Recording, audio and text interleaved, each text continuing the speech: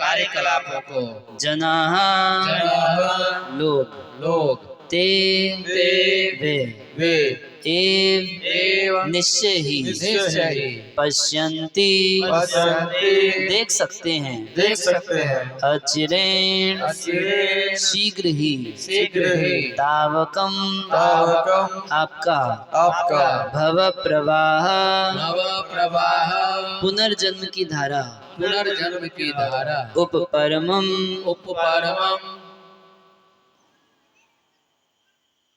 बंद होना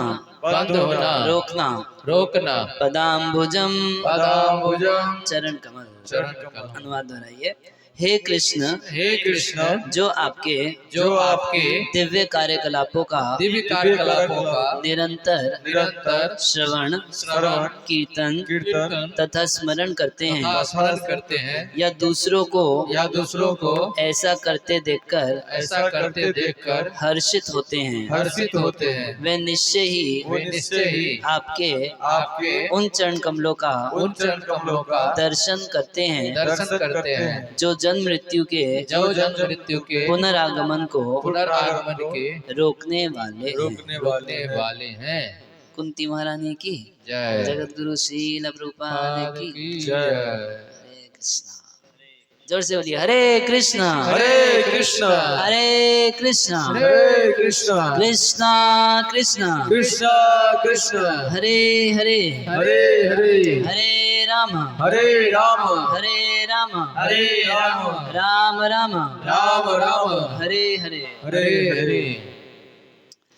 आज कथा का यहाँ विराम दिवस है, तो आप लोग थोड़ा सा ध्यान से धैर्य पूर्वक श्रवण कीजिएगा। कथा लंबा नहीं होगा, तकरीबन 1 ही घंटे आज कथा हो पाएगा। तो 60 मिनट तो आप लोग इतने भी चंचल नहीं है चंचल है। 60 मिनट में भी 60 मिनट तो बैठ सकते हैं ना शांति से। हरी हरी ये माता जी को अनिरुद्ध प्रभु बोल रहे हैं कि जो भी आज बात करेंगे उनको 500 रुपए का जुर्माना लगेगा। हरे कृष्णा। तो कल क्या सुन रहे थे, कौन बताएंगे? कल लास्ट में क्या सुने, कौन बताएंगे? हैं? बोलिए गौतम प्रभु बताइए। सो गए थे, कौन बताएंगे? हाँ बोलो, माइक दीजिए, हैंड माइक दीजिए उनको जल्दी से।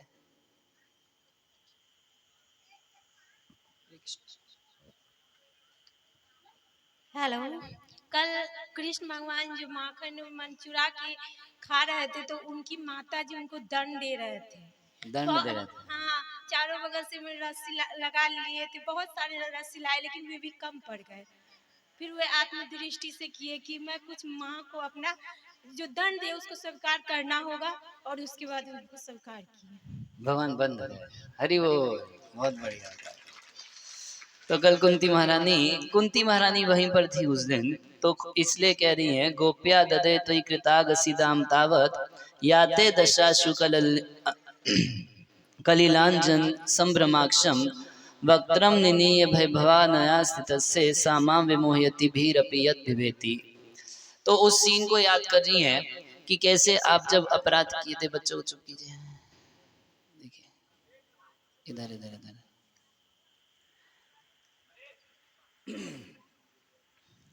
तो याद कर रही हैं कि उस दिन कैसे भगवान सच में भयभीत दिखाई दे रहे थे। तो कुंती महारानी कह रही हैं कि आप नाटक नहीं कर रहे थे।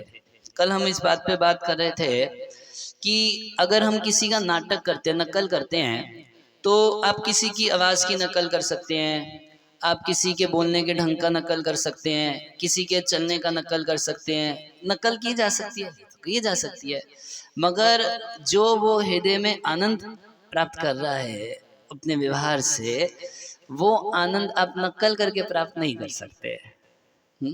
तो अगर भगवान नकल करें कि मैं तो भगवान हूँ एक्चुअल में, मगर अभी यशोदा के बेटे की मेरे को नकल करनी है कि मैं यशोदा का बेटा हूँ, अब यशोदा कान पकड़ेगी तो मुझको डर के दिखाना है, जैसे ड्रामा में स्टेज पे लोग करते हैं, तो फिर भगवान को अंदर से सुख नहीं मिलेगा, मिलेगा कोई सुख? उनको अंदर से पता है मैं तो भगवान हूँ और नाटक कर रहा हूँ। तो इसीलिए भगवान की लीला शक्ति इतनी ऐसे काम करती है कि भगवान भी भूल जाते हैं कि मैं भगवान हूँ। जब अपने भक्त के साथ रहते हैं, यशोदा के साथ रहते हैं, तो भगवान को यही भावना रहती है, ये अज्ञान नहीं है भगवान का, वो ज्ञान में ही उनकी लीला शक्ति ऐसा मधुरता उत्पन्न करने के लिए इस प्रकार से कार्य करती है योग माया कि भगवान यही मानते हैं कि मैं यशोदा का लाला हूँ।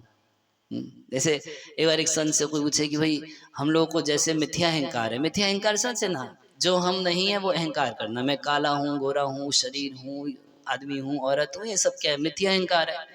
आत्मा तो इसमें से कुछ भी नहीं है। तो भाई क्या भगवान को भी ऐसा होता है क्या? भगवान में ऐसा कोई मिथ्या अहंकार नहीं होता, मगर लीला शक्ति भगवान के अंदर भी ये उत्पन्न करती है, मगर वो क्या है? दिव्य स्तर का है। भगवान ऐसा ही सोचते हैं, मैं यशोदा का लाला हूँ। यशोदा सोचती है कि मेरा लाला एक नंबर का मूर्ख है, तो भगवान भी एक नंबर के मूर्ख हो जाते हैं।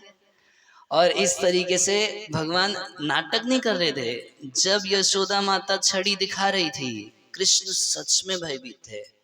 और क्या भय था उनको? गोप्या ददे त्वयि कृतागसी, आगसी यानी कि अपराध, कृत आगसी यानी कि मुझसे कुछ अपराध हुआ है। क्या अपराध हुआ? कि मैं अपनी माँ का जितना भी दही, माखन, दूध ये सब बर्बाद कर दिया। तो जैसे कोई बच्चा होता है, घर में कुछ तोड़फोड़ हो जाती है तो उसको डर लगता है ना अपनी माँ से, तो इतना सब तोड़फोड़ किए, तो वो तो गुस्से में किए तोड़फोड़ सारा का सारा। और उसके बाद भगवान सच में भयभीत थे यशोदा की छड़ी से। चोरी करते समय टेढ़ी आंख से, ऐसे आंखों के कोने से देखते रहते थे कि कहीं सच में आ ना जाए। और जब यशोदा आ गई, पीछे खड़ा देखे भगवान, तो हाथ में छड़ी लिए हुई थी। कुंती महारानी कह रही है, वक्त्रम निनीय भय भावनाया स्थितस्य। आप उस समय सच में एकदम भयभीत है यशोदा की छड़ी से। सामाम विमोहिती भीरपि यद विवेति। और वो किस भगवान की स्थिति है? देखिए, श्रीमद् भागवतम इतना सुंदर ढंग से प्रस्तुत किया गया है कि आपको ये नहीं सोचने देगा कि ये जो नंद महाराज के आंगन में लड़का खेल रहा है, जो अलग अलग घरों में जाके चोरी कर रहा है, ये एक साधारण व्यक्ति नहीं है। वो नंद महाराज के आंगन में खेल रहे हैं। वो कभी कभी नंद महाराज की चप्पल सर पर ढोते हैं, उनका खड़ा उठा के लेके आते हैं। वो भगवान इस तरीके से करते हैं, मगर उनकी बोहों के इशारे पे पूरा ब्रह्मांड नाचता है। इसलिए एक संत हुए यही मिथिला के रघुपति उपाध्याय, वो कहते हैं, श्रुतिम अपरे स्मृतिम इतरे भवतां भारतम भीतः। कह रहे हैं कुछ लोग इस संसार से भयभीत होके कुछ तो श्रुतियों का सहारा लेते हैं, कुछ स्मृतियों का सहारा लेते हैं, कुछ महाभारत पढ़ते हैं, शास्त्र आदि पढ़ के शास्त्रों के अनुसार क्या कार्य है, क्या ना करने वाला है, शास्त्रों के निर्देशन के अनुसार करते हैं। मगर अहम यह वंदम नंदे यस्यालिंदे परम ब्रह्मा। मैं तो उन नंद महाराज के चरण कमलों की आराधना करता हूँ, जिसके आंगन में पर ब्रह्म जो हैं, जो संपूर्ण विश्व ब्रह्मांड के स्वामी हैं, उनके आंगन में बालक की तरह ठमक ठमक के नाचते हैं। हम तो उन नंद बाबा की आराधना करते हैं। तो भगवान की ये मधुरता है। भीर अपि यद विवेति, जिनसे साक्षात भय भी भयभीत रहते हैं। हम सब डरते हैं। किससे डरते हैं? भगवान से नहीं डरते हैं, उससे पहले भगवान के एक नौकर है, उनसे डरते हैं। कौन है वो? है यमराज जी। मृत्यु से सब डरते हैं। मरने का नाम ना लो यारो, मरना बुरी वाला है। मृत्यु से डरते हैं, यमराज जी से डरते हैं। यदि काल ना हो और ये मृत्यु का चक्कर ना हो, कोई धर्म कर्म नहीं करेगा। मगर दिन बीतते रहते हैं और लोग काल की स्थिति को देखते रहते हैं, उस भय से ही लोग धर्म कर्म करते हैं। और नहीं तो ना करें, कभी ना करें। तो एक डर है, किसका? यमराज जी का डर है। तो वो यमराज जी इतना भयभीत रहते हैं भगवान से। यमराज जी भगवान के सेवक हैं। अब पूछे भाई यमराज जी ऐसा क्यों करते हैं? लोगों को नरक ले जाते हैं, इतनी पिटाई करते हैं, उनकी छिताई करते हैं, क्यों करते हैं? तो इसलिए करते हैं कि उनकी पिटाई कर करके उनको सुधारना है। जैसे संसार में जेल बनाई जाती है, तो जेल क्यों बनाई जाती है? सुधारने के लिए। ये जेल सिर्फ इसलिए थोड़ी ना बनाई जाती है कि पिटाई करनी है, पिटाई की जाती है सुधारने के लिए। और सिर्फ पिटाई करने के लिए जेल नहीं बनाई जाती, ऐसे ही नरक बनाया गया है। क्यों? पिटाई करने के नहीं, सुधारने के लिए। और सुधरेंगे बिना पिटाई के? सुधरते नहीं, लातों के भूत बातों से मानते नहीं है। अब बातें तो सुन ही ली हैं, 7 दिन से सुन रहे हैं, और कभी कभी सुने होंगे, यहाँ सुने होंगे, वहां सुने होंगे, अखबार में पढ़े होंगे, सो एंड सो ने अपराध किया तो उसको इस तरीके से फांसी दी गई, ये हुआ वो हुआ, सब पढ़े हैं, सुने हैं। मगर जब बातों से नहीं मानते तो यमराज जी पकड़ के ले जाते हैं। तो यमराज जी मगर भगवान से कितना डरते हैं, कितना डरते हैं कि अपने सेवकों को एक दिन आदेश पास कर दिए कि जीवा न वक्तुम भगवत गुणनाम देहम। सुनो आज कान खोल के एक बात, जब अजामिल वाला किस्सा हो गया तो एकदम घोषणा पूर्वक अपने सेवकों को, इतना उनको डर लगता है, बोले गलती से भी किसी नाम जप करने वाले के पास मत चले जाना। इस बार तो चलो किसी तरह बच के आ गए, कल को तुम्हारे साथ क्या होगा मेरी कोई गारंटी नहीं।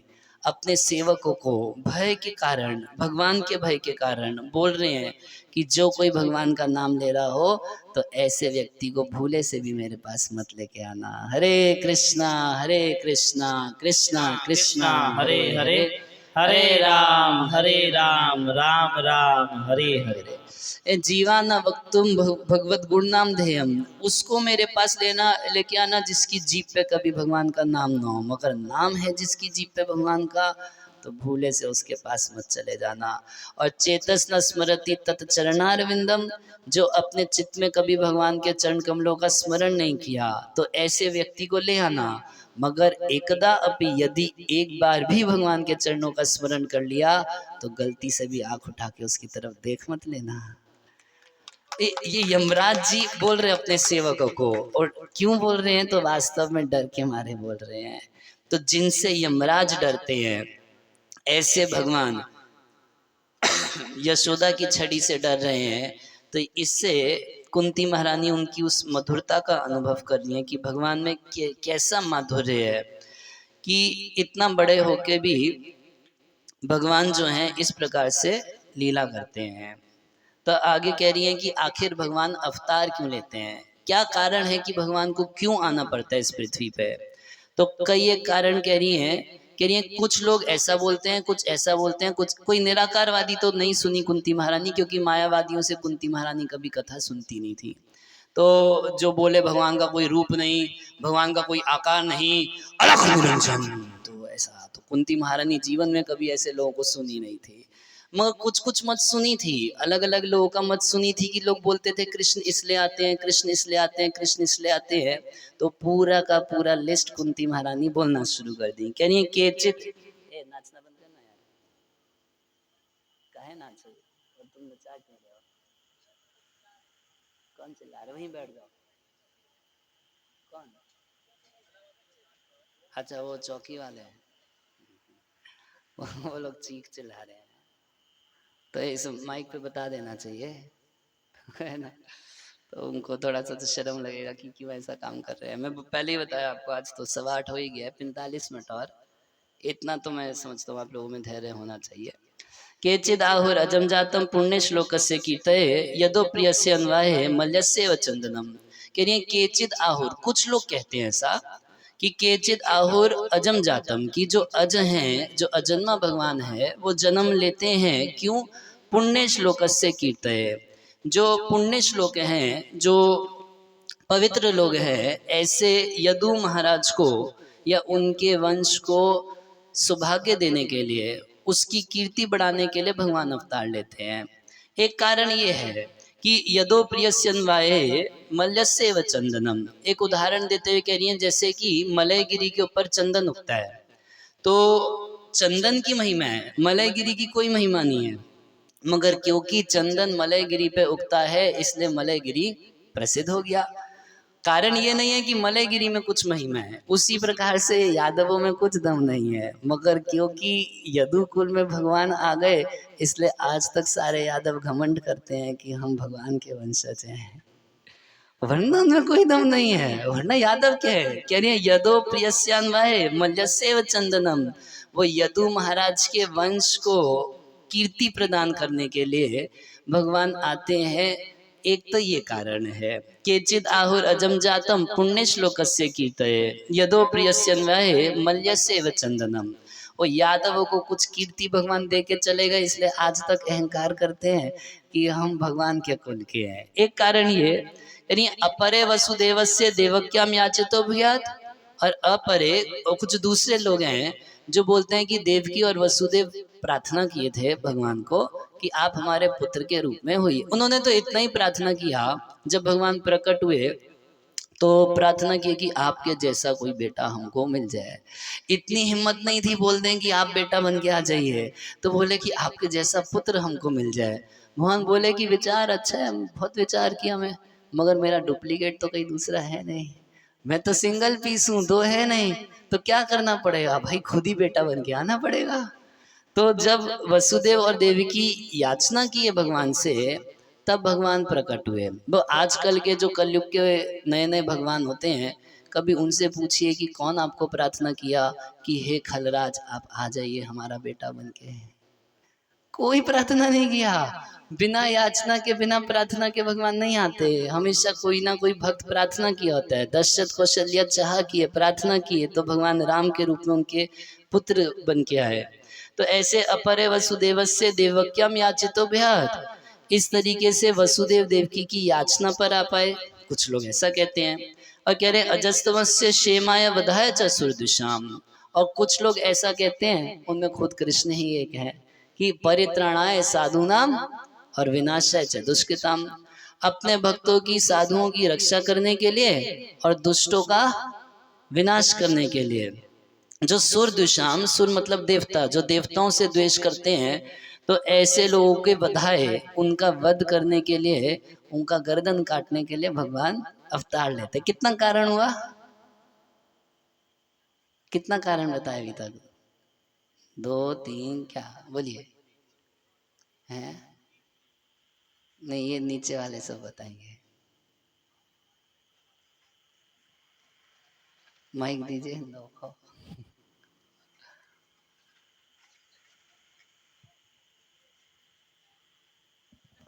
2 कारण। 2 कारण। अच्छा, कौन कौन से? पहला कारण, भगवान आए भक्त को उबारने के लिए। दूसरा कारण, पापी का नाश करने के लिए। अच्छा ठीक है, अभी अभी 2 बताए, उससे पहले कितने बताए थे? उससे पहले नहीं ध्यान में है। हरे कृष्णा। घोर कलयुग हो गया था। और कोई गिनिए एक बार। एक यदुकुल को कीर्ति देने के लिए, दूसरा वसुदेव देव की याचना किए थे उसके लिए, तीसरा साधुओं की रक्षा के लिए, चौथा असुरों के विनाश के लिए। कितना हुआ? 4 हुआ। ठीक है, फिर आगे एक कारण और कह रही है, कह रही है भारवतार ने भुवो नाव एवो ददौ सिद्ध्यंति भूरि भारेण जातो है आत्मा भूवि भाव भवार्थ था। कह रहे ब्रह्मा जी के प्रार्थना करने पर आप पृथ्वी का भार दूर करने के लिए आए। जब कंस आदि राजाओं का भार बहुत बढ़ गया था, तो देवता लोग, ब्रह्मा जी, शिव जी, सब लोग मिलकर क्षीर सागर के तट पर जा गए और भगवान को प्रार्थना की कि आप इन लोगों का नाश कीजिए। तो पृथ्वी का भार बहुत बढ़ गया। इसका क्या मतलब है? पहाड़ बढ़ गए, नदियां बढ़ गई, समुद्र बढ़ गए, यही सब भारी होता है ना। क्या भारी होता, क्या भारी होता था? पृथ्वी बोलती है कि हमको पहाड़ों का भार नहीं लगता, ये झरनों का भार नहीं लगता, हमको समुद्रों का भार नहीं लगता, मगर जो भगवान का भक्त नहीं है ऐसा व्यक्ति हमको बहुत भारी लगता है। ऐसे पापी लोग बहुत भारी लगते हैं, झूठ बोलने वालों का भार सहन नहीं कर पाती। तो ऐसे अनेक हो गए थे, एक दो नहीं, हजारों हजारों हो गए थे, और सारे पोस्ट पे बैठे थे, सब राजा थे, सारे मंत्रियों की पोस्ट घेर के बैठे थे, मांस खाने वाले दुष्ट बदमाश सारे के सारे, शराब पीने वाले। तो भगवान बोले कि इन सबको गला ही काटना है, भगवान उससे कम कुछ नहीं करते।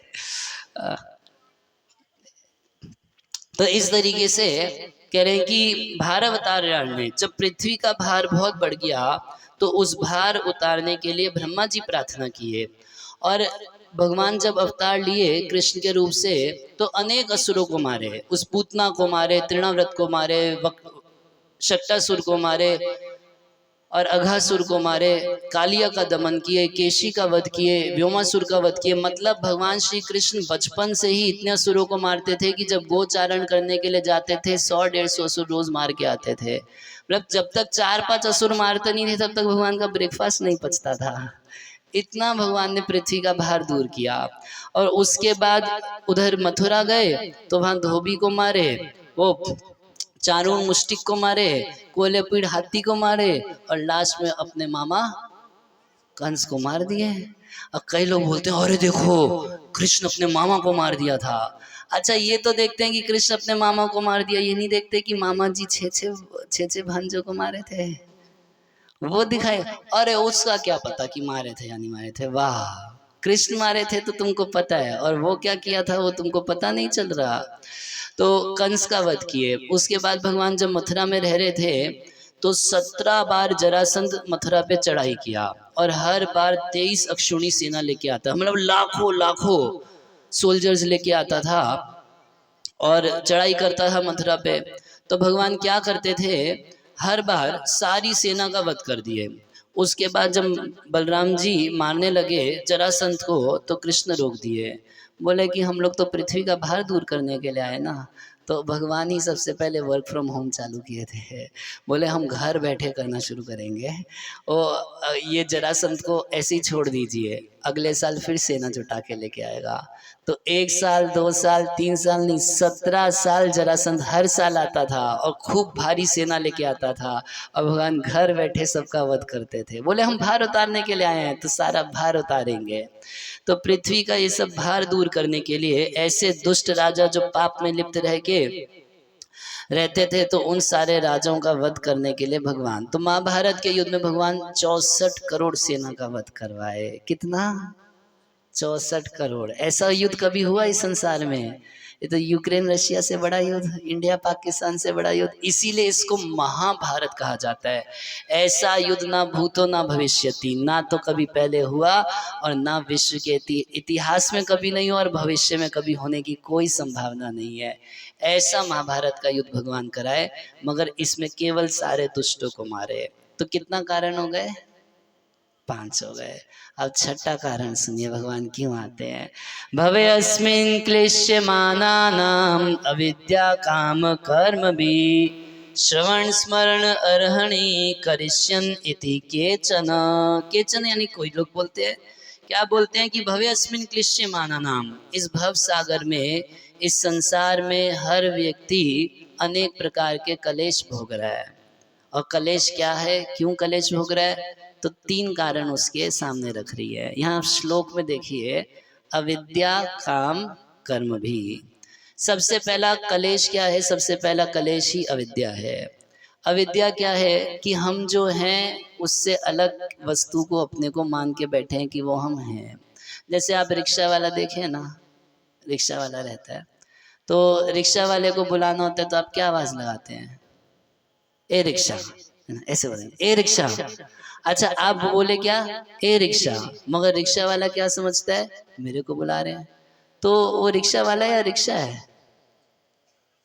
वो रिक्शा वाला है, मगर रिक्शा वाला है, रिक्शा के साथ रहते रहते उसको एक अहंकार हो जाता है, अभिमान हो जाता है कि मैं ही रिक्शा हूँ।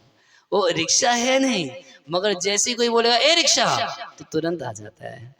उसी प्रकार से इस शरीर के साथ रहते रहते, इस माया जगत में रहते रहते हम सबको इतना अभ्यास हो गया है कि जैसे वो रिक्शा वाला अपने आप को रिक्शा मान लेता है, ऐसे ही हम भी अपनी पहचान इस प्राकृतिक शरीर से करने लगते हैं। मान लीजिए किसी का दादाजी मर जाए और लाश एकदम सामने पड़ी है, तो वो व्यक्ति क्या बोलता है? दादाजी चले गए। ऐसे होता है, दादाजी चले गए। भाई कौन चला गया? जिसको तुम दादाजी बोलते थे वो तो यही है ना, इसी को तुम, इस चमड़े के शरीर को ही यदि यही दादाजी था तो दादाजी तो है, तो कौन चला गया? कौन चला गया? उसके अंदर जो दादाजी थे वो दादाजी चले गए। एक्चुअल में जो आत्मा है, जिस आत्मा के कारण वो बोलता था, सुनता था, व्यवहार करता था, खाता था, कुछ खाने को देता था, दादा खिलाता था, बात करता था, वो आत्मा उसके शरीर से चली गई तो बोलते हैं कि दादाजी चले गए। मगर जब तक इस शरीर में हैं हम तो शरीर के साथ इतना निकट संबंध करके जैसे वो रिक्शा वाला रिक्शा ही बन जाता है, ऐसे हम ही काले बन जाते हैं, गोरे बन जाते हैं, छोटे बन जाते हैं, लंबे बन जाते हैं, सूरत वाले बन जाते हैं, बदसूरत वाले बन जाते हैं, बिहारी बन जाते हैं, भारतीय बन जाते हैं, हिंदू बन जाते हैं, मुस्लिम बन जाते हैं, सिख बन जाते हैं, ईसाई बन जाते हैं। ये सब जो है ये शरीर की पहचान है। आज आपको पाकिस्तान से झगड़ा है और आप मरते मरते याद करते हैं पाकिस्तान, अगला जन्म पाकिस्तान। तब क्या अहंकार हो जाएगा, मैं पाकिस्तानी हूँ। तब ये अहंकार नहीं रहेगा कि मैं भारतीय हूँ, तुरंत अहंकार बदल जाएगा, मैं पाकिस्तानी हूँ। आज किसी कुल में जन्म हुआ है, कल किसी दूसरे कुल में जन्म हो सकता है, वो भी परमानेंट नहीं है। एक बार चैतन्य महाप्रभु से कोई पूछा कि आप कौन हैं, तो महाप्रभु जवाब देते हैं, ना हम विप्रो न चनरपति ना पि वैश्य न शूद्रो, ना हम ऋणी न गृहपति ना बनस्तो जतिरा। कह रहे ना तो मैं ब्राह्मण हूँ, न वैश्य हूँ, न शूद्र हूँ, न क्षत्रिय हूँ, ना हम, जैसे बोला, ना हम विप्रो न नरपति, नरपति यानी क्षत्रिय, ना हम विप्रो न नरपति ना पि वैश्यो, ना वैश्य हूँ और ना शूद्रो। भाई फिर आप क्या हैं? और उसके आगे भी कह रहे हैं, कह रहे ना हम ऋणी न च गृहपति ना वनस्तो जतिरा, ना तो मैं ब्रह्मचारी हूँ, ना मैं गृहस्थ हूँ, ना मैं वानप्रस्थ हूँ, ना मैं सन्यासी हूँ। ये सब तो इस शरीर की पहचान है। तो आप हैं कौन? तो कह रहे हैं कि कैसे है, किंतु प्रोद्या निखिला परमानंद पूर्णामृताब्धेर गोपीर भरतुर पद कमलोर दास दास अनुदास। मैं तो वो पूर्ण रूप से आनंद के समुद्र भगवान श्री कृष्ण और उनकी जो प्रिया हैं गोपियां, उन गोपियों के भरतुर भगवान श्री कृष्ण के दासों के दासों के दासों के दासों का दास हूँ। बस यही हमारी पहचान है, ये आत्मा की पहचान है। और बाकी जो कुछ पहचान हम लेके बैठे हैं वो सब इस शरीर की पहचान है। अगर हमको अपने अंदर ये भावना हो रही है कि इस रूप में मैं बड़ा हूँ, ये एक अहंकार है, तो इस रूप में मैं हीन हूँ, तो ये भी एक अहंकार है। और सुपीरियोरिटी कॉम्प्लेक्स जितना खराब है तो इन्फीरियोरिटी कॉम्प्लेक्स भी उतना ही अहंकार की पहचान है। ना हम सुपीरियर हैं, ना हम इन्फीरियर है, ना हम भोगी हैं, ना हम त्यागी हैं, हम तो बस भगवान श्री कृष्ण के दासों के दासों के दास हैं। ये पहचान है। तो अविद्या क्या है? इस पहचान के अलावा जो कुछ हम अपने आप को मान के बैठे हैं वो अविद्या है। और कह रही है कि इस अविद्या से काम उत्पन्न होता है, इच्छा उत्पन्न होती है। आपको जितना अहंकार है उस अहंकार के अनुसार एक इच्छा हृदय में उत्पन्न होती है। जैसे एक अहंकार है कि मैं भारतीय हूँ, तो फिर 6-6 घंटे क्रिकेट मैच देखना पड़ेगा, भारत जीतना चाहिए। अच्छा, जो व्यक्ति के अंदर अहंकार है कि मैं भारतीय हूँ, भारत पाकिस्तान का मैच होगा तो 6 घंटा खराब करेगा टीवी के आगे। मगर जो व्यक्ति चाइना में जन्म लिया, अहंकार है मैं चाइनीज़ हूँ, इंडिया पाकिस्तान कितना मैच लड़ती रहे उसको कोई फर्क नहीं पड़ेगा, वो अपना काम कर सकता है। तो एक अहंकार के चलते उसके मन में कामना उत्पन्न होती है। तो अविद्या, काम, और उस कामना के चलते उसको विभिन्न प्रकार के पाप कर्म करने पड़ते हैं और इस कारण से वो संसार में दुखों के चक्कर में फंस जाता है। यदि उसका अहंकार शुद्ध हो जाए, मैं कृष्ण का दास हूँ, तो फिर कृष्ण के बारे में सुनना चाहेगा, कृष्ण के बारे में बोलना चाहेगा, कृष्ण की सेवा करना चाहेगा, कृष्ण की पूजा करना चाहेगा, कृष्ण का प्रचार करना चाहेगा। ये सब अपने आप उसके अंदर इच्छा आ जाएगी, तो ऐसा व्यक्ति फिर मुक्त हो जाएगा। तो भवेस्मिन् क्लिश्यमाना नाम, सारे कलेश की जड़ क्या है? इस संसार सागर में हर व्यक्ति कलेश भोग रहा है, उसका कारण है अविद्या, और अविद्या से जनित कामना, और उन कामनाओं को पूरा करने के लिए विभिन्न प्रकार के पाप के कर्म। इसलिए भगवान ऋषभ देव अपनी शिक्षाओं में बोलते हैं, नायम देहो देह भाजा नृलोके कष्टान कामान अर्हते विडभुजामते। कह रहे ये जो मनुष्य शरीर है, नायम देह देह भाजाम नृलोके, नर लोक में मनुष्य शरीर कम से कम जो दिया गया है, तो कष्टान कामान अर्हते विड भुजाम थे। विड मतलब कि मल, टट्टी, तो विड भुजाम जो मल खाने वाला है। कौन मल खाता है?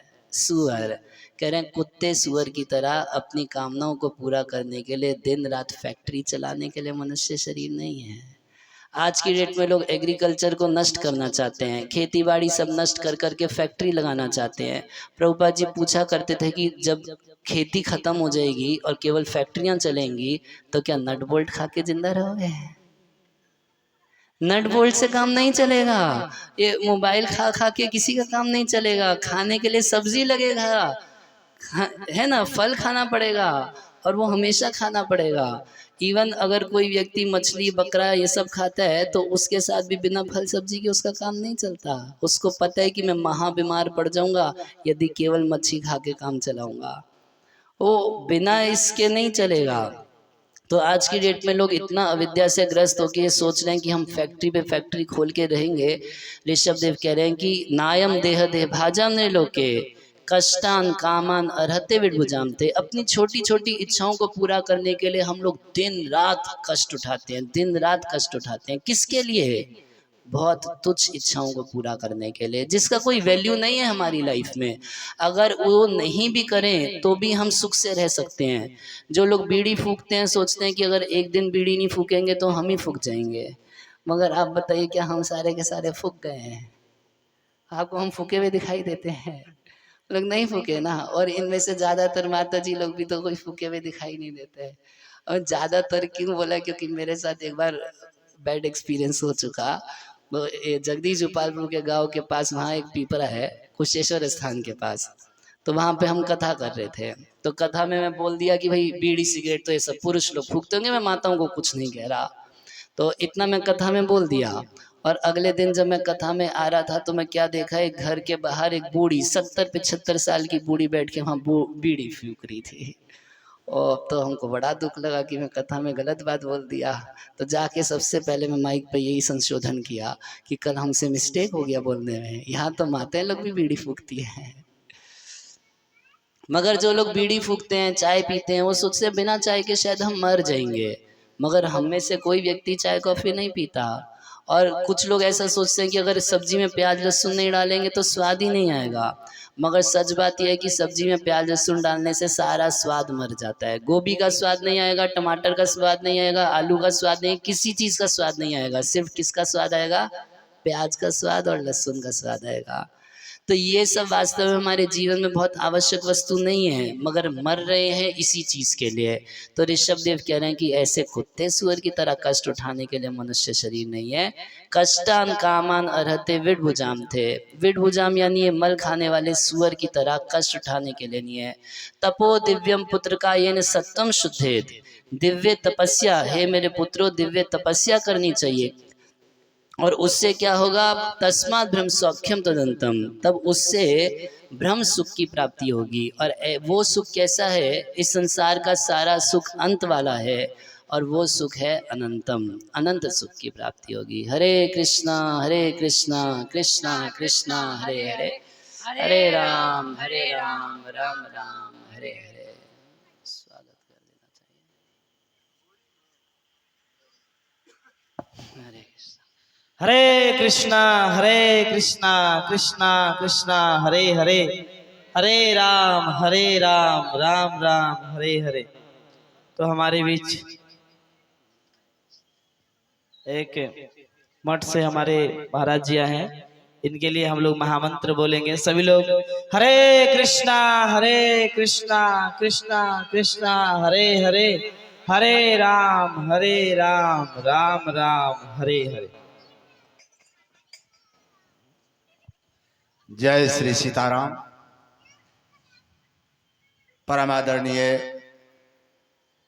संतजन, व्यासपीठ पर बैठे हुए हमारे महाराज जी और यहाँ गांव-गांव से आए हुए हमारे भक्तजन, अभी हम लोगों को जानकारी मिली कि यहाँ एक भगवत चर्चा हो रही है।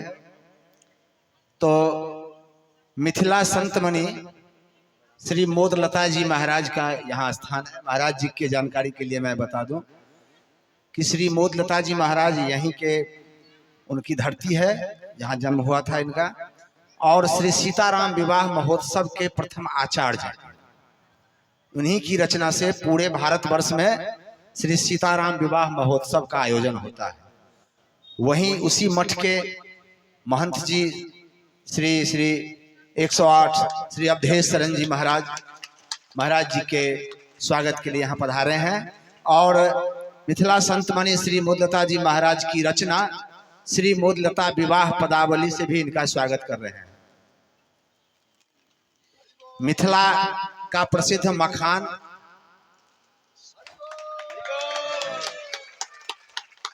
से इनका स्वागत कर रहे हैं।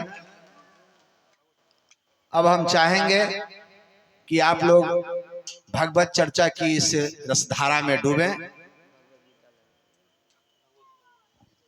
तो बहुत सौभाग्य की बात है, इस मठ के महंत जी हमारे पास आए और हम सभी को बहुत बहुत अच्छा लगा और इनको तहे दिल से हरे कृष्णा कृष्णा कृष्णा हरे हरे, हरे राम राम राम हरे।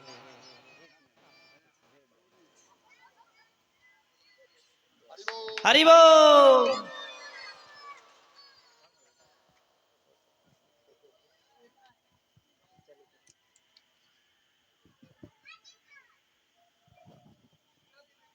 हरे कृष्णा कृष्णा कृष्णा हरे हरे, हरे राम राम राम।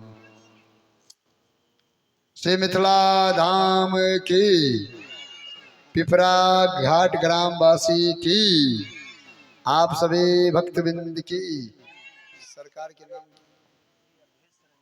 श्री अवधेश शरण महाराज जी की,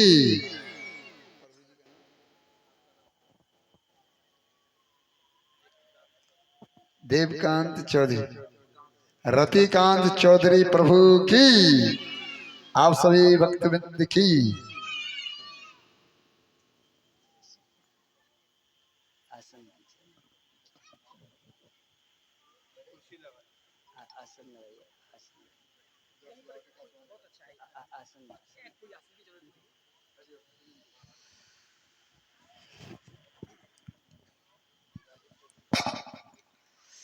हरे कृष्णा कृष्णा कृष्णा हरे हरे, हरे राम राम राम हरे हरे।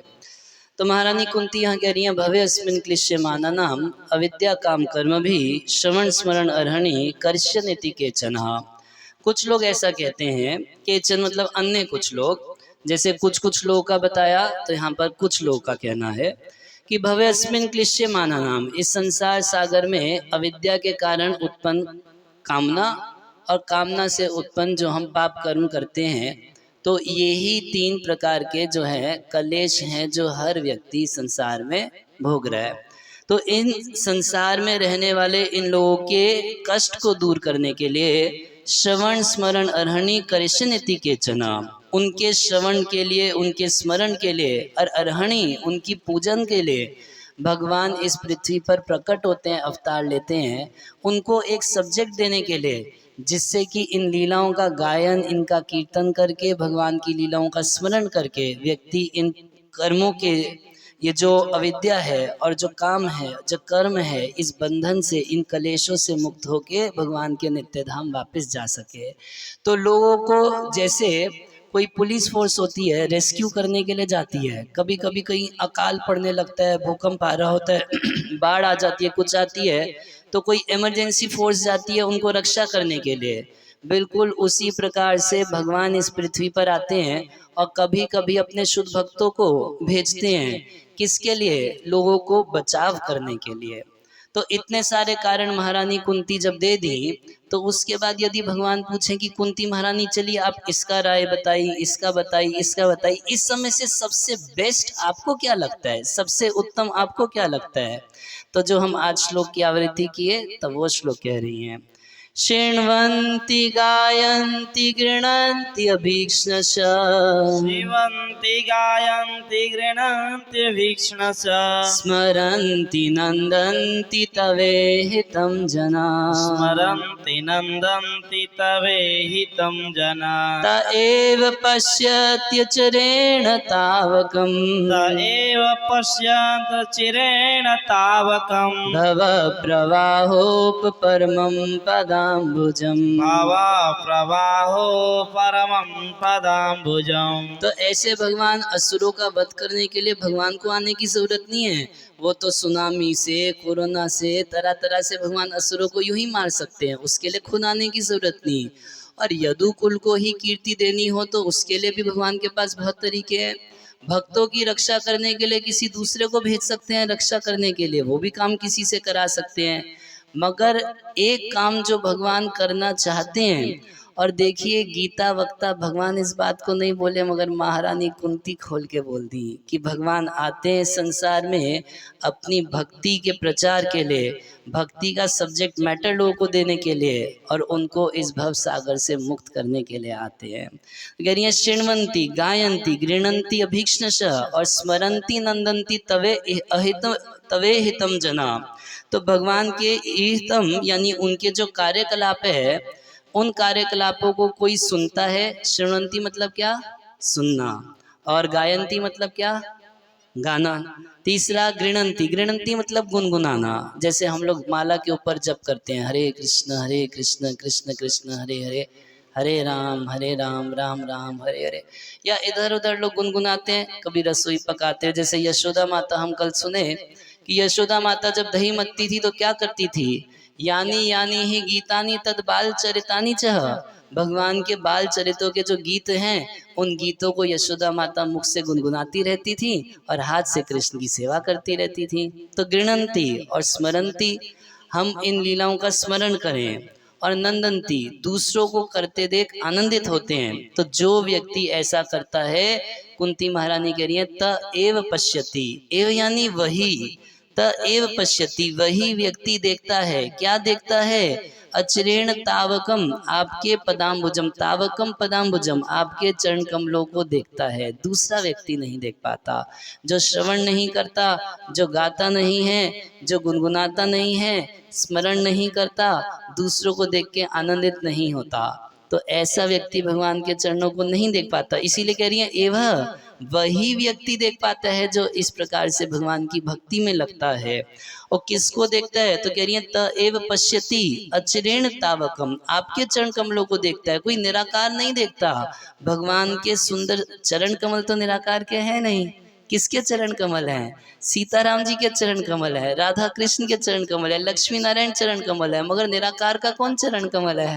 वहाँ तो चरण ही नहीं है, वो कमल कहाँ से आएगा? तो वो नहीं है। तो तावकम, आपके इतने सुंदर स्वरूप, आपके चरण कमलों का दर्शन करता है। और भगवान के चरण कमल कैसे हैं? तो कह रही है भव प्रवाह उपपरमम, वो भव का जो प्रवाह चल रहा है, ये जन्म मरण का प्रवाह चल रहा है। जैसे एक नदी हमेशा बहती रहती है, तो बहती हुई नदी इसको प्रवाह कहा जाता है। तो ऐसे ही हमारे जन्म मरण का जो प्रवाह है, नदी है, हमेशा बहती रहती है। आज मनुष्य, कल कुत्ता, फिर बिल्ली, फिर सुअर, फिर ऊंट, फिर गधा, फिर भालू, क्या क्या नहीं बनते। 84 लाख योनि में घूम के फिर से मनुष्य शरीर में, पुनरअपि जन्म पुनरअपि मरण पुनरअपि जननी जठरे शयन। बार बार जन्म होता है, बार बार मरण होता है, बार बार माँ की कोख में 9 महीने के लिए सोना पड़ता है, रहना पड़ता है। तो ये बोलते हैं, इसको बोलते हैं भव, बार बार जन्म और बार बार मरण। और ये नदी बह रही है, और इस नदी पर डैम बन जाता है भगवान के चरण कमलों का।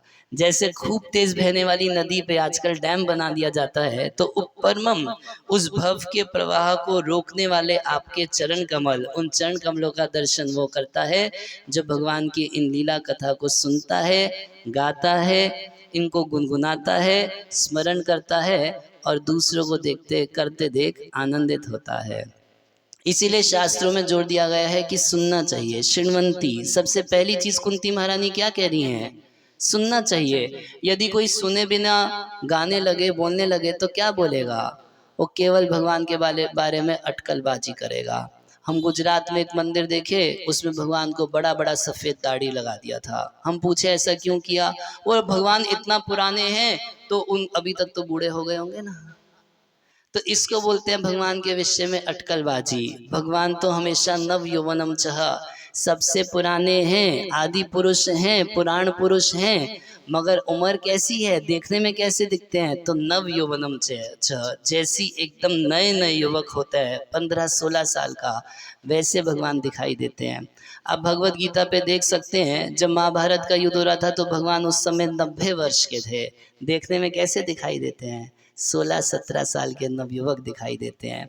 तो भगवान हमेशा इसी रूप में रहते हैं। मगर जब तक हम भगवान के बारे में ठीक जगह से सुनेंगे नहीं, तब तक भगवान के चरण कमल को देख सकते नहीं। और जब तक भगवान के चरण कमलों को देखेंगे नहीं, तब तक ये संसार का चक्कर खत्म होगा नहीं। तो सबसे पहली चीज़ है शृण्वन्ति, सुनना चाहिए। और दूसरा गायन्ति, जो लोग गाते हैं यानी कि भगवान के बारे में बोलते हैं, भगवान का नाम कीर्तन गाते हैं, और इसको गाने के कोई नियम कानून नहीं है, बस इतना है कि जैसा सुने हैं वैसा गाना चाहिए। अटकलबाजी करके नए नए मंत्र बना के नए नए तरीके से कीर्तन नहीं रचना चाहिए। जो शास्त्रों में पूर्व के संतों ने, आचार्यों ने गीत गाए हैं, तुलसीदास जी ने, सूरदास जी ने, रसखान जी ने, अनेक संत आचार्य हुए जिन्होंने गीत गाए हैं भगवान के बारे में, तो उन्हीं गीतों को गाना चाहिए। बड़े दुख की बात है कि आजकल ऐसे ऐसे गीत चलते हैं भगवान के विषय में जो सुन के दुख लगता है। तो एक बार की बात है, ऐसे ही हम एक जगह प्रोग्राम कर रहे थे, वहीं पिपरा की बात है जहाँ की हम बात कर रहे थे, कुशेश्वर के पास। तो वहाँ पर कुछ ऑर्गन वाले गीत गाने के लिए आए हुए थे। 3-4 दिन बीत गए, हम उनको कुछ गाने का अवसर नहीं दिए। तो तब तक बोलते हैं कि अरे कैसे महाराज हैं, हमको गाने का अवसर नहीं दे रहे। तो चौथे दिन जब भक्त लोग मुझको बोले तो मैं बोला कि ठीक है, थोड़ा इनको अवसर दे देना चाहिए गाने का। तो कथा के अंत में एकदम जब गाने के लिए शुरू किया तो क्या गीत गा रहा था वो, राधा मिस कॉल मारी ऐसे करके कुछ गीत था, आप लोग शायद सुने होंगे, ऐसे ही कुछ गीत था ना। वो गीत के कुछ ऐसे शब्द थे कि राधा ने मारी मिस कॉल। तो हमको बड़ा गुस्सा आया। मैं वो गाना शुरू ही किया था, 2 लाइन गाया, तब तक मैं उसका गीत बंद करा दिया। मैंने कहा बंद करो इसको अभी की अभी, पहले तो मेरे को बताओ कि ये राधा रानी कौन है। ये श्री जी हैं, साक्षात लक्ष्मी स्वरूपा हैं, और राधा रानी को इतना पैसे की कमी हो गई कि कृष्ण को फ़ोन नहीं कर सकती, मिस कॉल मारना पड़ेगा। आज सोचिए कितना थर्ड क्लास है। मगर अगर तुलसीदास जी की गाई हुई आप रामचरितमानस का कोई पद गाते हैं, मान लीजिए भगवान के जन्म का पद आप गाते हैं, तो उसमें स्पष्ट रूप से तुलसीदास जी आशीर्वाद दे रहे हैं कि ये चरित जो गावही हरि पद पावही ते नहीं पड़े भवकूपा। केवल वो 4 पंक्ति का पद गाने मात्र से वो व्यक्ति भगवान के चरण कमलों को पा जाएगा और दोबारा इस संसार सागर में नहीं पड़ेगा। तो अगर हम इन आचार्यों के रचे हुए गीतों को गाते हैं तो कितना बड़ा आशीर्वाद उन संतों का भी हमको प्राप्त हो जाता है उन गीतों को गा के। और ये थर्ड क्लास के बॉलीवुड हॉलीवुड के गीत गाते हैं, चाहे भगवान के विषय में हो, तो ये ठीक नहीं है, नहीं गाने चाहिए। मगर गाना निश्चित रूप से चाहिए भगवान के बारे में, उसमें शर्म नहीं करनी चाहिए। भागवत के 30वें स्कंद में वैकुंठ का वर्णन आता है, तो उसमें वर्णन आता है कि कभी भंवरे यदि कृष्ण के बारे में बोलने लगते हैं, गाने लगते हैं भगवान के बारे में, तो सुंदर गाने वाली कोयल चुप होके उसी का गीत सुनती है। कोई व्यक्ति बोल सकता है अरे हम तो अच्छा नहीं गाते, हम कैसे गा सकते हैं भगवान के बारे में, हमारी आवाज़ भगवान ने अच्छी नहीं दी है। तो भगवान ये नहीं कहते कि मैं अच्छी आवाज़ के पीछे हूँ या बुरी आवाज़ के पीछे हूँ। भगवान तो बस ये देखते हैं कि मुख से मेरा नाम कीर्तन गा रहा है, इतने से भगवान प्रसन्न हो जाते हैं। एक सच्ची घटना है महाभारत में कि एक बार की बात है कि भीमसेन जो थे ये सोचे कि भगवान द्रौपदी का गाना बहुत पसंद करते हैं, अर्जुन का गाना बहुत पसंद करते हैं। तो भीमसेन मन में विचार किए कि हम भी संगीत सीखेंगे। तो अब संगीत सीखना था तो एक बाजा ले आए और अब उस पर राग अलापने लगे। खूब घंटों घंटों प्रैक्टिस अभ्यास किया करते थे, साधना करते थे, सा रे। तो किसी तरह जैसा उनका कंठ था तो वैसा वो गाने का अभ्यास करते थे। तो युधिष्ठिर महाराज को सबको बड़ा डिस्टर्ब होता था, इतना गंदा तरीके से गाता था। मगर सुबह से लेकर रात तक नहीं हम गाना सीख लेंगे तो इसी से कृष्ण खुश होंगे, हमको सीखना है किसी हाल में। तो इस तरीके से एक दिन की बात है, युधिष्ठिर महाराज द्रौपदी को बोले कि अब बाकी तो किसी की कुछ बोलने की हिम्मत नहीं हुई, मगर द्रौपदी को बोले कि तुम जाके इसको समझाओ ना थोड़ा। तो द्रौपदी महारानी गई, भीमसेन को बोली कि आपको डिस्टर्ब नहीं होता यहाँ आप प्रैक्टिस करते हैं, अभ्यास करते हैं, इतने लोग आते जाते रहते हैं, तो आपको डिस्टर्ब होता होगा ना। तो देखो संगीत एक साधना है, एकांत में जाके इसको करना चाहिए। तो भीमसेन बोलते हैं कि हाँ द्रौपदी तुम सही बोलती हो, एकदम सही बात बोलती हो। तो क्या किए, ये गुफा थी पहाड़ की, उस गुफा में जाके अपना संगीत का रियाज चालू कर दिए। उसी प्रकार से बड़ा फटाबास में अपना सा रे किसी तरीके से करते रहते थे। तो एक दिन की बात है कि उनके घर का जो धोबी था तो घूमते फिरते वहीं पर पहुंच गया। तो जब उस गुफा में पहुंचा तो भीमसेन पूछे उससे कि अरे तुम यहाँ कैसे आए। तो बोला नहीं मालिक, बस ऐसे ही आया। नहीं नहीं, सच सच बताओ क्यों आए? नहीं नहीं, बस ऐसे ही। तो नहीं नहीं, बताओ मेरे को, सही सही बताओ कि क्यों आए हो, क्या काम पड़ा यहाँ पर? बोले मालिक, अगर आप गुस्सा नहीं करें तो बताएं। हाँ नहीं, कोई गुस्सा नहीं करूँगा, बताओ तो सही। वो परसों दिन से मेरा गधा खो गया, तो यहाँ से कुछ गधे की रोने की आवाज़ आ रही थी, तो मैं चला आया देखने के लिए। तब भीमसेन समझे कि बाप रे, इसका मतलब हमारा गाना घर के लोगों को गधे की रुलाई जैसा सुनाई पड़ता है। तो तब से एकदम संगीत का रियाज छोड़ दिए। अब एक दिन की बात है, युधिष्ठिर महाराज भीमसेन को बोले कि जाके थोड़ा द्वारकाधीश को बुला के लाओ, मेरे को बहुत ज़रूरी काम है। तो भीमसेन बोले थोड़ा खा पी के जाएंगे। तो बोले ठीक है, खा के जाना, मगर भूलना मत, मेरे को बहुत ज़्यादा ज़रूरी काम है। तो भीमसेन जब खाने लगे तो खाते खाते बहुत कुछ भूल जाते थे। वो इतना खाए, उसके बाद जाके थोड़ा सो गए। दोपहर का समय हुआ, युधिष्ठिर महाराज पूछे भीम गए, बुला के लाए द्वारकाधीश को? अरे भैया वो तो मैं भूल गया। तो बड़ा गुस्सा किए, अरे निकम्मे, तुमको एक काम बोला, तुमको हमेशा खाऊं खाऊं खाऊं खाने की पड़ी रहती है, कोई काम के नहीं हो, ये वो करके बहुत डांट लगा दिए। बड़ा दुख लगा भीमसेन को। तो अपना कमरा बंद करके वहीं अपने बिस्तर पे रोने लगे कि कृष्ण, तुमको केवल द्रौपदी का गीत सुनाई देता है। तो आंसुओं से रोने लगे। तो उधर उनका दरवाज़ा नौकर खटखटाया, खोल के देखे, बोले महाराज आपको बुला रहे हैं। बोला अब मैं क्या कर दिया?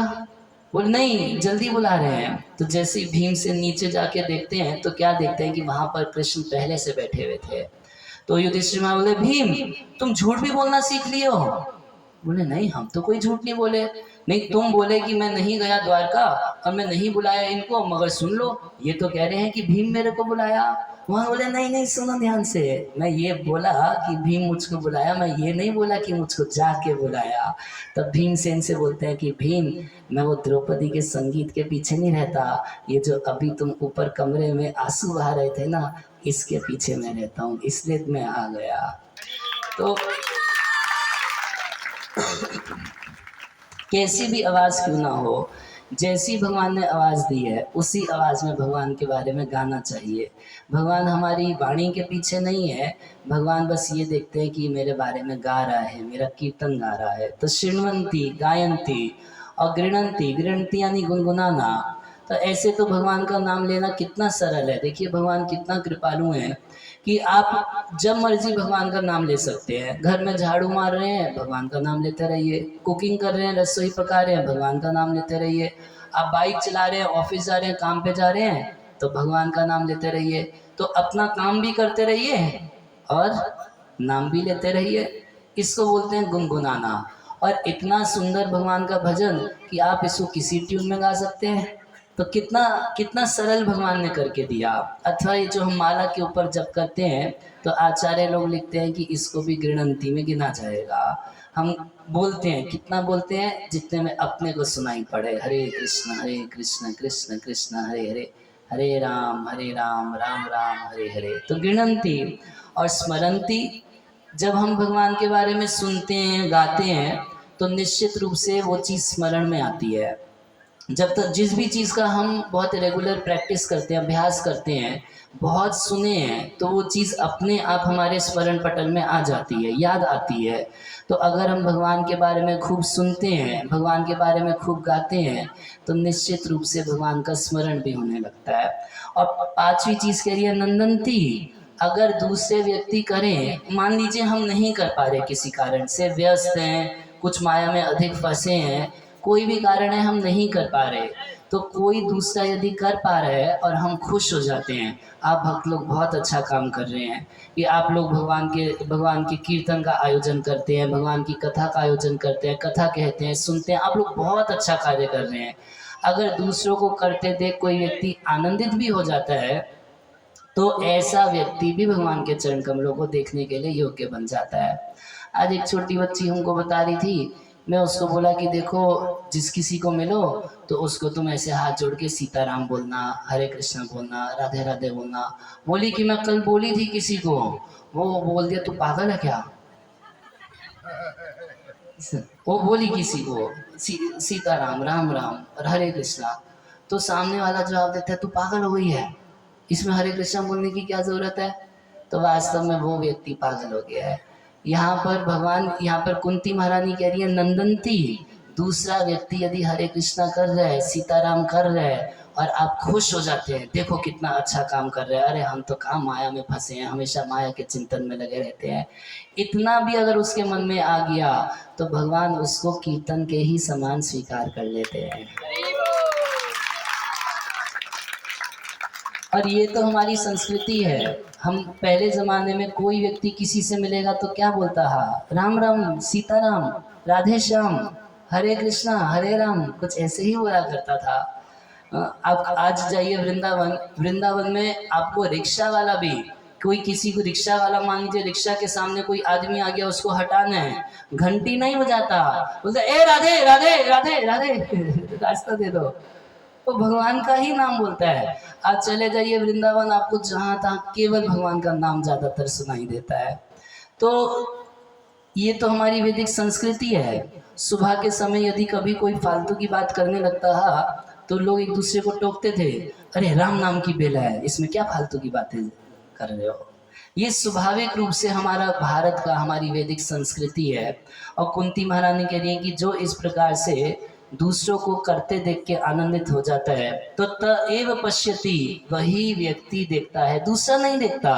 जो बोल देगा कि पागल हो, तो ऐसा व्यक्ति कभी भगवान के चरण कमल को नहीं देख सकता, नहीं देख सकता। तएव पश्यति, वही देखेगा जो सुनेगा, जो गाएगा, जो स्मरण करेगा, जो गुनगुनाएगा, जो आनंदित होगा दूसरे के करते देख। अच्छा पूछें अगर कि भाई कितना टाइम लगेगा देखने में, तो कुंती महारानी कह रही है अचिरेण, ज्यादा समय नहीं लगेगा। वो जैसे ही करेगा भगवान इस भक्ति में लगेगा, तो तुरंत अगर लगा है भक्ति में तो मतलब भगवान के चरण कमलों को देख रहा है। क्योंकि जिस दिन भक्ति शुरू किया, जिस दिन भगवान का भजन शुरू किया, उसी दिन उसका भव सागर पार हो जाता है। हरे कृष्णा कृष्णा कृष्णा हरे हरे, हरे राम राम राम हरे हरे। तो भव प्रवाह परमं पदाम्बुजम, भगवान के चरण कमल का आश्रय लेने से, ऐसे भक्ति करने से भगवान के चरणों का दर्शन होता है और उससे संसार का दर्शन हमेशा के लिए खत्म हो जाता है। तो कुंती महारानी आगे प्रार्थना कर रही हैं कि अगर आज आप सोच रहे हैं कि जो कुछ आपको करना था आपने कर दिया, आपने महाभारत के युद्ध में हमारे बच्चों को जिता दिया, उनको राज्य दिला दिया, जो कुछ आपका कर्तव्य था आपने कर दिया, तो ऐसा सोच के आप हमको छोड़ के मत जाइए।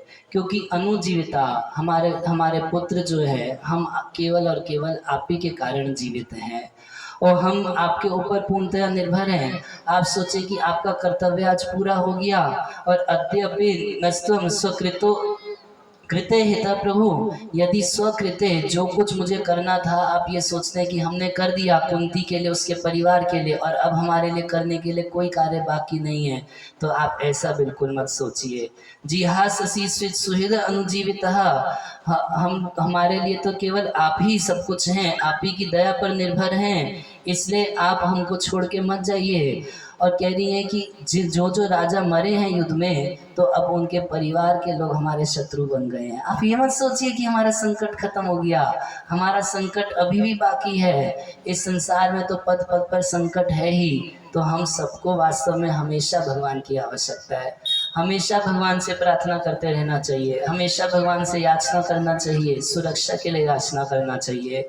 कुंती महारानी कह रही है के वयम नाम रूपाभ्याम यदुभी स पांडवा भवतो दर्शनम यही ऋषि कारणम विवेशतु। कह रही है कि को वयम नाम रूपाभ्याम, अगर आज आप हमको छोड़ के चले जाएंगे तो हमारा नाम का क्या वैल्यू और रूप का क्या वैल्यू, ये सब रह जाएगा, मगर इसकी वैल्यू कितनी रह जाएगी, जैसे शरीर से प्राण चला जाए, आत्मा चली जाए, तब शरीर की कितनी कीमत रह जाती है। इंद्रियां रह जाएंगी, इंद्रियों के सॉकेट रहेंगे, आँख आँख की जगह रहेगी, कान कान की जगह रहेगा, सब कुछ रहेगा, मगर आँख से देख नहीं सकते, कान से सुन नहीं सकते।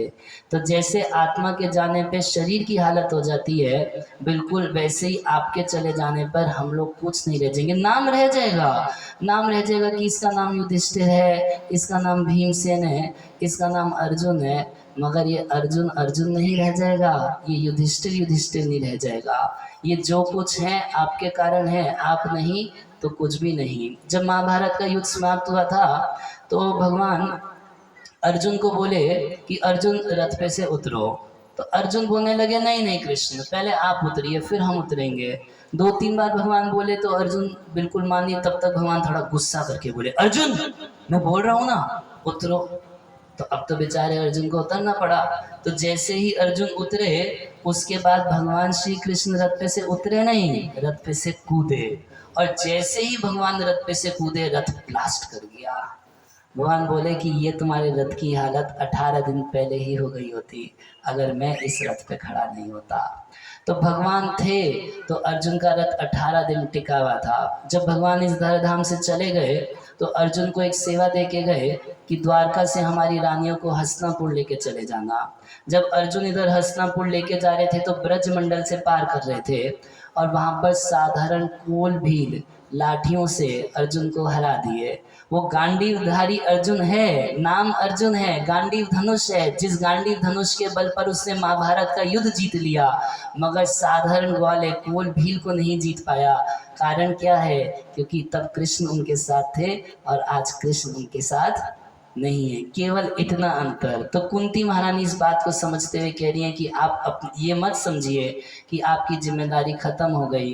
अब तो एक पहले कुछ राजा हमारे शत्रु थे, अब उनके सारे के सारे परिवार के लोग हमारे शत्रु हो गए। इमे जनपदा स्वेदा सुपोकोषधि विरुद्धा वनाद्री, कह रही है कि ये जो आप जनपदा, जो आप सब संपदा हमारी देख रहे हैं और जो समृद्धि हमारी देख रहे हैं, उसका कारण क्या है? होगदनते तब वीक्षते है, क्योंकि आपने हमारी संपदा के ऊपर दृष्टि कर दी, इसलिए यहाँ पर आज सब कुछ हरा भरा दिखाई दे रहा है। हे कृष्ण, आप यहाँ से चले जाएंगे तो सब पतझड़ बन जाएगा। आप जानते हैं स्तुति कर रही हैं कुंती महारानी हस्तिनापुर में। उधर दिल्ली के पास एक शहर है मेरठ नाम का, सुने आप लोग? उधर मेरठ के पास आज भी हस्तिनापुर है और वो सारा का सारा जो क्षेत्र है जो आज हस्तिनापुर कहलाता है, अब कम ही क्षेत्र बचा है जो हस्तिनापुर कहलाता है। आप पतझड़ के मौसम में भी वहाँ जाएंगे तो आपको हरियाली ही हरियाली दिखाई पड़ेगी। वो किसी मौसम में 12 महीने वहाँ पर हरियाली हरियाली है। आज़ादी के समय सरकार प्रयास कर रही थी उस सारे क्षेत्र को हरित प्रदेश, जैसे उत्तर प्रदेश तो एक हरित प्रदेश घोषित करने का प्रयास लगी थी। क्यों? क्योंकि उस प्रदेश में हमेशा हरियाली बनी रहती है। और कारण क्या है? कुंती महारानी कह रही है क्योंकि भगवान ने अपनी कृपा दृष्टि से उस सारे क्षेत्र को देख दिया, इसलिए वो आज तक हरा भरा रहता है। हरे कृष्णा कृष्णा कृष्णा हरे हरे, हरे राम राम राम हरे हरे। करिए अथा विश्व शिष्यात्मन विश्वमूर्ति स्वकेशु में स्नेह पाशम एवं छिंदी दृढ़म पांडुषु विष्णुषु। तब तक कुंती महारानी बार बार सोच रही है कि उधर द्वारका में लोग इंतजार करते होंगे कृष्ण का, तो इनको जाने देना चाहिए। तब तक सोचती हैं कि हमारे बच्चों को कृष्ण की बहुत ज़रूरत है, तो इनको रोक लेना चाहिए। तो घड़ी के पेंडुलम की तरह कभी सोचती थी जाने देना चाहिए, कभी सोचती थी कि रोक लेना चाहिए, क्योंकि कुंती का संबंध दोनों परिवार से था। उधर वसुदेव के परिवार से भी था और इधर परिवार से भी था। तो कह रही है कि अथा विश्वेशिष्यात्मन विष्णुमूर्ति स्वकेशु में स्नेह पाशम एवं छिंदी, ये जो मेरा स्नेह का पाश, ममता का पाश हो गया ना दो परिवार में, आप इस स्नेह के पाश को तोड़ दीजिए कि एकमात्र मेरी ममता केवल आपके चरण कमलों में रह जाए। मैं इस परिवार से हूँ, दोनों विचार खत्म, केवल एक विचार रह जाए कि हम किसके परिवार के हैं? हम सीताराम के परिवार के हैं, बस कोई दूसरा विचार नहीं। यानी स्नेह पाशम इदम छिंदी, स्नेह का पाश, जो स्नेह है, जकड़ी हुई आसक्ति है, ममता है संसार में, और स्नेह को घी भी कहा जाता है। ये पिघलता रहता है, हमेशा जलाता रहता है, पिघल के जलाता रहता है। जिसके अंदर संसार के प्रति जितना स्नेह, जितना प्रेम, जितना ममता, उसको उतना ही जलना पड़ता है। ये एकदम घी जैसा है। कह रहे स्नेह पाशम एकदम छिंदी, ये जो स्नेह की एकदम जकड़ी हुई इस पाश में मैं बंध गई हूँ, आप इस पाश को काट दीजिए। दृढ़म पांडुषु विष्णुषु, इधर पांडवों और इधर विष्णुवंशियों, दोनों तरफ से मेरा स्नेह पाश काट दीजिए। बोले फिर क्या करोगी? तो कह रही है कि त्वयि में अनन्य विषय मति मधुपते सकृत, आप इतनी कृपा कर दीजिए कि मेरी एक मति केवल आपके चरण कमलों में लग जाए। त्वयि में अनन्या विषया, दूसरे विषय में मेरी मति कभी ना जाए।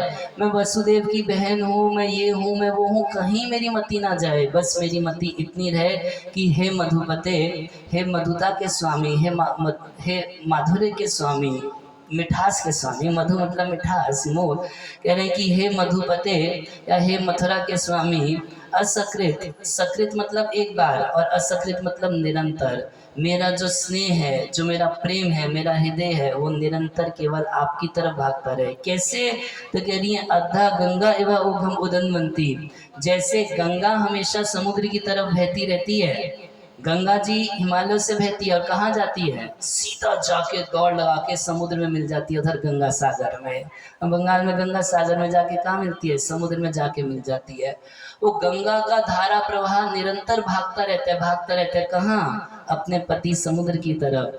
बिल्कुल उसी प्रकार से हमारा भी जो चित्त का प्रवाह है वो निरंतर हे कृष्ण, हे जगन्नाथ, हे जगतपति, हमेशा आपके चरण कमलों की तरफ दौड़ता रहे। अच्छा, इतनी तेज गति से गंगा जी बहती है कि कभी उसमें कोई बड़ी चट्टान आ जाए तो उस चट्टान से गंगा रुकती नहीं है, इतना तेज फ्लो से बहती है कि यदि चट्टान आ गई तो और छलांग मार के समुद्र की तरफ पहुंच जाती है। वो उससे उसको ब्लॉकेज नहीं होता, रुक नहीं जाता। चट्टान अगर बहुत बड़ा कुछ आ गया तो इतना फोर्स से आती है कि छलांग मार के समुद्र की तरफ भागती है। कह रहे उसी प्रकार से इस संसार में अगर करोड़ों अवरोध भी हमारे जीवन में आ जाएं, वो अवरोध हमको रोक ना पाए आपके पास जाने से, बल्कि और मदद कर दें जल्दी से आपके पास पहुंचने के लिए। हरे कृष्णा कृष्णा कृष्णा हरे हरे राम। तब अंतिम श्लोक में वही महसूस कर रही है कि मैं अर्जुन से अपनी प्रीति को दूर करने की प्रार्थना कर रही हूँ, युधिष्ठिर से, वसुदेव से अपनी प्रीति को दूर करके केवल कृष्ण के चरणों में लगाने का प्रयास कर रही हूँ। तो ये संसार में जो भक्त नहीं है उनमें यदि आसक्ति हो जाती है तो निश्चित रूप से व्यक्ति का मन जो है वो संसार में फंसने लगता है। मगर भगवान में मन फंसता है जब भगवान के भक्तों में मन फंसता है। इसलिए अंतिम श्लोक में कुंती महारानी कह रही हैं, श्री कृष्ण कृष्ण सखा वृष्णशुद्ध राजन्य वंश दहना अपवर्ग वीर्या। कह रही है हे कृष्ण, और वो कृष्ण कौन है? कृष्ण सखा, अर्जुन के सखा। एक तरफ कुंती महारानी कह रही है कि बाकी किसी में मेरी ममता ना है, ये मेरा बेटा है, ये मेरा भाई है, ये है वो है, मगर दूसरी तरफ कुंती महारानी महसूस कर रही है कि अर्जुन मेरा बेटा है, इसीलिए आज कृष्ण मेरे साथ है। वो युधिष्ठिर बेटा है, युधिष्ठिर भक्त है भगवान का, इसी वजह से आज कृष्ण हमारे साथ हैं। तो भक्तों से प्रीति नहीं हटानी होती, भक्तों से प्रीति करने से भगवान के चरणों में प्रीति और ज्यादा गाढ़ हो जाती है। देवहूति माता कहती है, प्रसंगम अजरम पाशम आत्मन कवयो विदु स एव साधु सुकृतो मोक्ष द्वारम अपावृतम। कह रही है प्रसंगम अजरम पाशम, प्रसंग मतलब आसक्ति, ये आसक्ति अजर अमर पाश है, एकदम जकड़ा हुआ पाश है। हमारे गौर कृष्ण महाराज एक बड़ा सुंदर उदाहरण दिया करते थे, और कपड़े सुखाने का चिमटा आप लोग देखे हैं ना? देखे हैं? कपड़े सुखाने का चिमटा रहता है, वो चिमटा खोना जाए तो लोग क्या करते हैं कि दो चिमटा को ऐसे जोड़ के रख देते हैं, क्यों? कि खोना जाए। अब वो दो चिमटा एक दूसरे को इतना कस के पकड़ के रखते हैं कि कदाचित यदि एक चिमटा छोड़े तो दूसरा पकड़ के रखता है, और दूसरा चिमटा छोड़ दे तो ये पहला पकड़ के रखता है। तो इस संसार में जो आसक्ति है बिल्कुल ऐसी है। वो विशेष रूप से स्त्री पुरुष की आसक्ति ऐसी होती है, वो पति पत्नी में इतना आसक्ति होती है, एक चिमटा यदि छोड़ दे, बोले कि थोड़ा 10 दिन वृंदावन होके आ जाता हूँ, तब तक पत्नी जाने नहीं देगी। नहीं जा सकते, घर कौन देखेगा, ये कौन देखेगा, अभी तुम बाबा नहीं बने हो, अभी तुमको घर की जिम्मेदारी निभानी पड़ेगी। तो चिमटा इतना कस के लगा के रखा है कि एक चिमटा यदि हटा भी दी जाए तो दूसरा चिमटा छोड़ता नहीं है। तो प्रसंगम अजरम पाशम, ये आसक्ति संसार की अजर पाश है, ये खत्म नहीं होती, बनी रहती है। और यही जन्म मरण का कारण बन जाती है। आसक्ति रहती है किसी वस्तु में तो उसको पाने के लिए एक शरीर और, एक शरीर और, एक शरीर और। तो प्रसंगम अजरम पाशम आत्मनः कवयो विदु स एव साधु सुकृतो मोक्ष द्वारम अपावृतम। मगर वही आसक्ति जो संसार में है, संसार के लोगों में है, यदि उसी आसक्ति को उठा के साधुओं के चरणों में कर दी जाए, स एव साधु सुकृतो, अगर भगवान के चरणों में वो आसक्ति हो जाए तो मोक्ष द्वारम अपावृतम, मोक्ष का खुला द्वार है, मतलब व्यक्ति तुरंत उसी समय मुक्त है। तो ये मन में विचार करके कुंती महारानी पहले तो प्रार्थना कर दी कि सब जगह से मेरी ममता हटा दीजिए, मगर उसके बाद विशेष प्रार्थना कर रही है कि अपने भक्तों में मेरी ममता, अपने भक्तों में मित्रता, अपने भक्तों से जो प्रेम है आप उसको हमारा बना के रखिए। इसलिए कह रही है, हे कृष्ण, श्री कृष्ण, कृष्ण सखा विष्णु, इस तरीके से कह रही है कि हे अर्जुन के मित्र, आप पृथ्वी को बचाने वाले हैं, राजन्य वंश दहन, ये असुर जितने भी राजा हुए उनके वंश का दहन करने वाले हैं, अपवर्ग वीर्या, और इस तरीके से आपका वीर्य, आपका पराक्रम अनंत है। और आगे कह रही है, गोविंद गो द्विज सुर अर्ति हर अवतार, आप अवतार लेते हैं किसके लिए? आप गोविंद हैं, आप गोलोक के पति हैं, आप लोगों को गोलोक धाम देने के लिए आते हैं। और गो यानी गायों की रक्षा के लिए भगवान आते हैं। भगवान गायों को बहुत पसंद करते हैं। गाय भगवान खाते नहीं है और ना कोई खाता है तो भगवान उसको पसंद करते हैं। भगवान खुद गाय चराते हैं। गाय की सेवा इतनी शक्तिशाली है, इतनी शक्तिशाली है, आजकल लोग गाय छोड़ के कुत्ता पालना चाहते हैं। तो घर में यदि कुत्ता, हम इसी गांव में देखे, एक घर के बाहर लिखा हुआ था कुत्तों से सावधान। आप में से किसी का घर तो नहीं है ना? अच्छा, तो मैं बोल देता हूँ, हम कभी देखते हैं ना कुत्तों से सावधान, तो हमारे मन में एक ही बात, आपका घर है? अच्छा, तो नहीं बोलेंगे।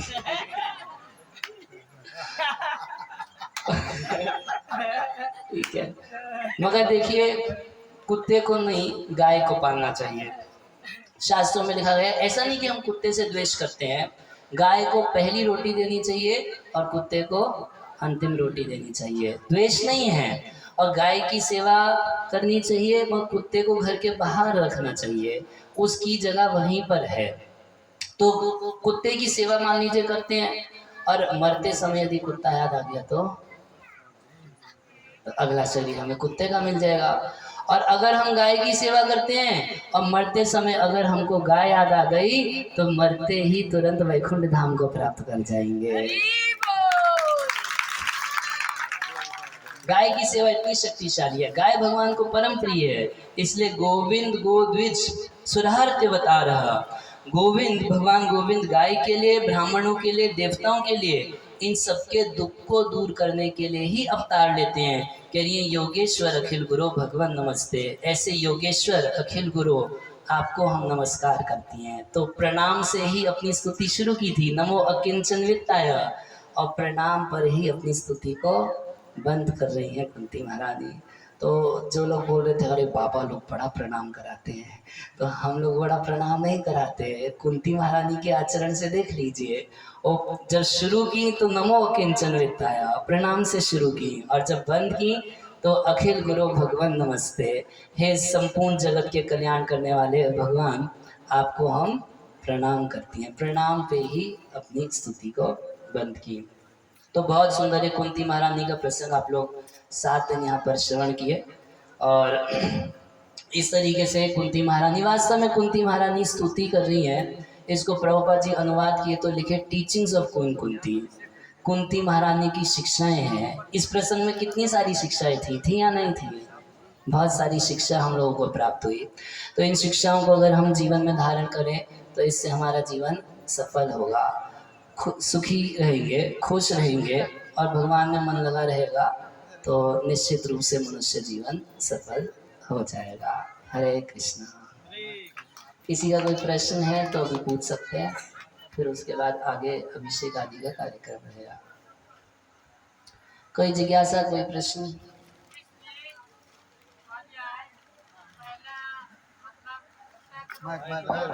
माइक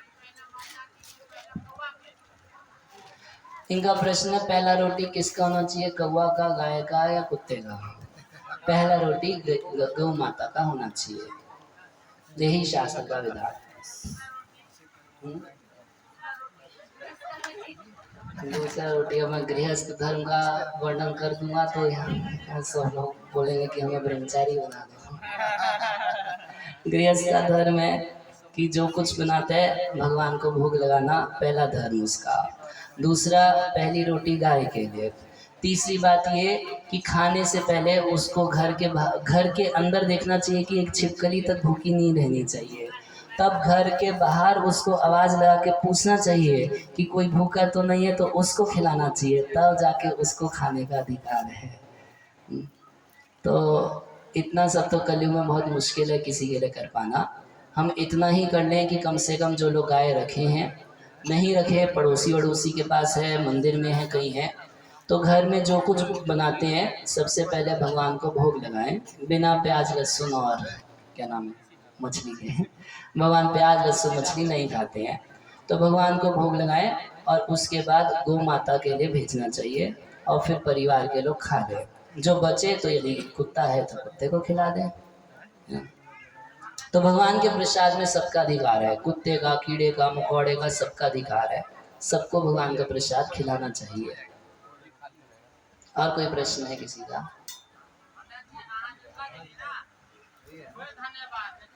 बहुत धन्यवाद, बहुत धन्यवाद। क्या बोले, माइक दे दीजिए। धन्यवाद बोले। आपका भी बहुत बहुत धन्यवाद। आज आप अंतिम दिन कथा में पधारे, हमें बहुत अच्छा लगा आपसे मिलके। आपके घर का दर्शन तो हो गया था, आपका भी दर्शन हो गया आज। धन्यवाद। और किसी का कोई प्रश्न है?